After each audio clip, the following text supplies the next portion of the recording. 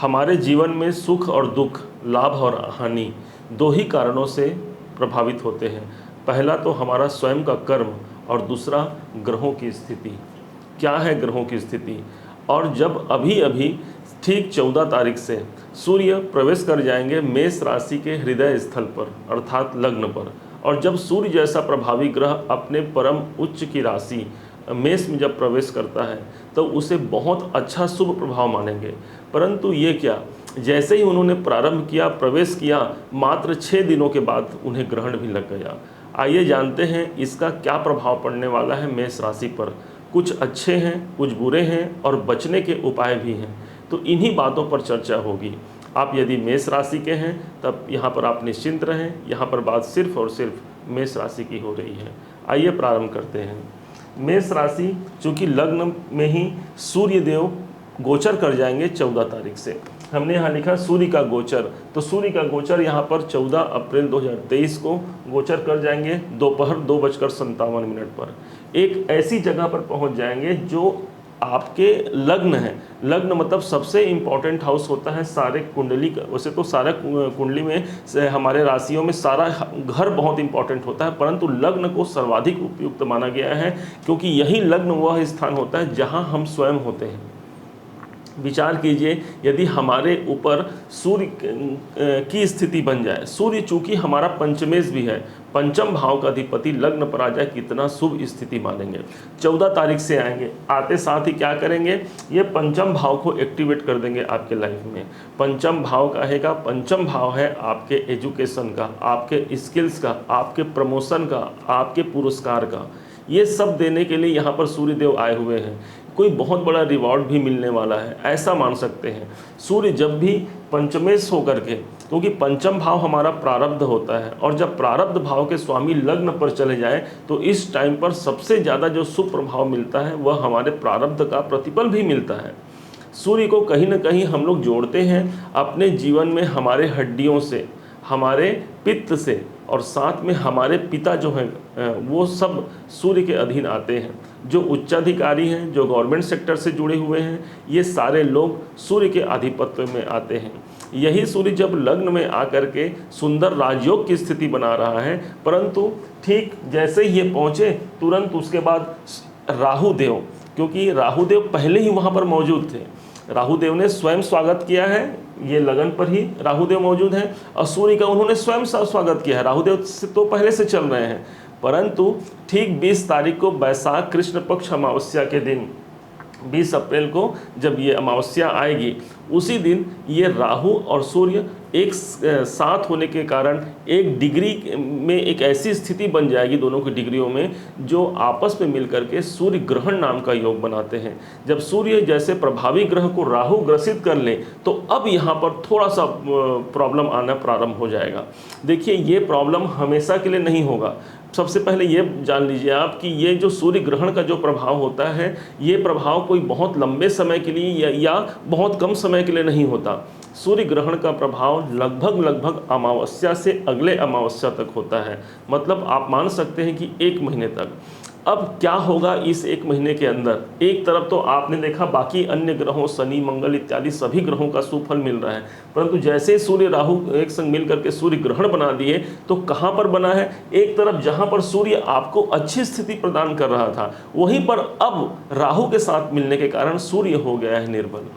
राहु एक षड्यंत्रकारी ग्रह है, राहु एक छाया ग्रह है, तो छाया कहाँ पड़ गया, षड्यंत्र कहाँ पड़ गया? आपके लग्न में। तो क्या करना होगा? एक तरफ तो अच्छा है सूर्य, लेकिन वहीं पर ग्रहण की स्थिति आ जाने के कारण शारीरिक स्वास्थ्य में बहुत ज़्यादा आपको ध्यान रखने की आवश्यकता है। यहाँ डरने की आवश्यकता नहीं है।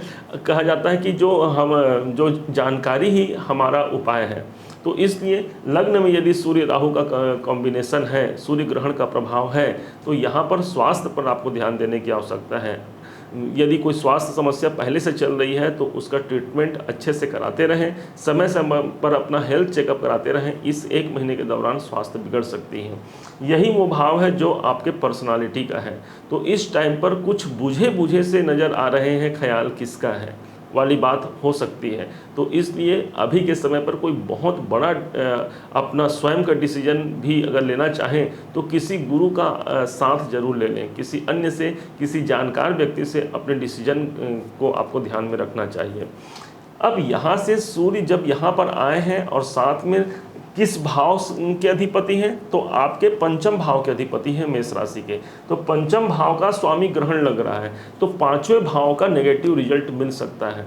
कौन कौन से रिजल्ट हैं, तो संतान संबंधी चिंता, तो जिनके संतान हैं उनके संतान संबंधी चिंता, उनके एजुकेशन की चिंता, उनके कैरियर की चिंता, या फिर वहाँ से कुछ न कुछ आपको नेगेटिव रिजल्ट मिलने की संभावना बन सकती है।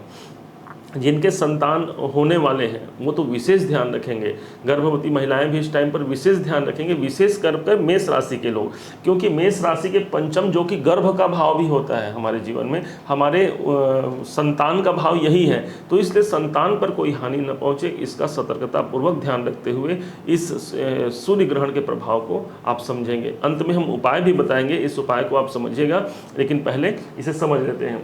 पंचम भाव ही आपके एजुकेशन हो गए, अपने एजुकेशन पर आपको ध्यान देना है, अपनी शिक्षा पर ध्यान देना है। नहीं तो जो लोग पढ़ाई कर रहे हैं, जो लोग ऑलरेडी विद्यार्थी हैं, उनकी शिक्षा कमज़ोर हो सकती है, या फिर हमने बहुत प्रयास किया, बहुत लिखा पढ़ा, परंतु ऐन वक्त पर हम भूल गए, या फिर वो हमारा काम नहीं आया जो हमने याद किया हुआ था।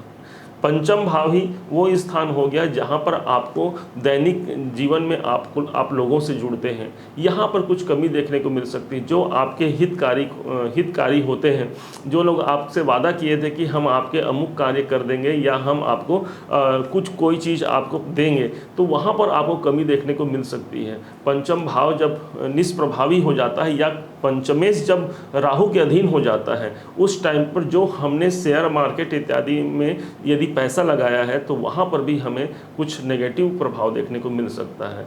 तो इसलिए अभी कोई बड़ा शेयर मार्केट में भी कोई बहुत ज़्यादा पैसे लगाने की आवश्यकता नहीं है, जैसी स्थिति है उसे वैसा ही रखते हुए आपको आगे बढ़ना है अपने जीवन में। पांचवा भाव आपका मन है, इसलिए मानसिक अशांति से सदैव बचना होगा। कोई भी ऐसे लोगों से बचना है जो आपके मन को आहत कर जाए, कुछ ऐसी बात बोल जाए जो मन जो है अशांत हो जाए। तो इस स्थिति में मानसिक अशांति का कारण भी यहाँ पर देखने को मिल सकता है। जो लोग टेक्नोलॉजी से, संचार माध्यमों से या क्रिएटिविटी के कार्यों से, हस्तकला से जुड़े हुए हैं, उन्हें भी इस टाइम पर कुछ निराशा महसूस हो सकती है। अब आते हैं अगला पॉइंट, प्रभावी उपाय। कौन सा है वो उपाय जिसे आप अपने जीवन में आप अप्लाई करके ज़्यादा इस सूर्य ग्रहण के दुष्प्रभाव से आप बच सकते हैं।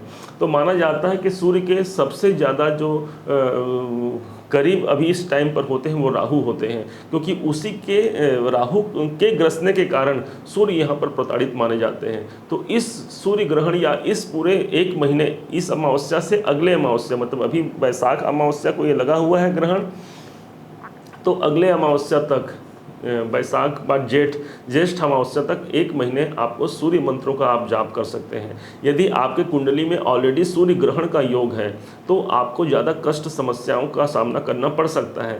तो उस स्थिति में सूर्य मंत्रों का जाप, भगवान सूर्य को अर्घ देना, क्योंकि माना गया है भानु प्रिय नमस्कार शिव जल अभिषेक, तो भगवान शिव को जल अभिषेक पसंद होता है और भानु सूर्य को नमस्कार प्रसन्न होता है। तो प्रातःकाल उठ करके भगवान भास्कर को प्रणाम करना है और स्नान इत्यादि के पश्चात में उन्हें जल अर्पण कीजिए।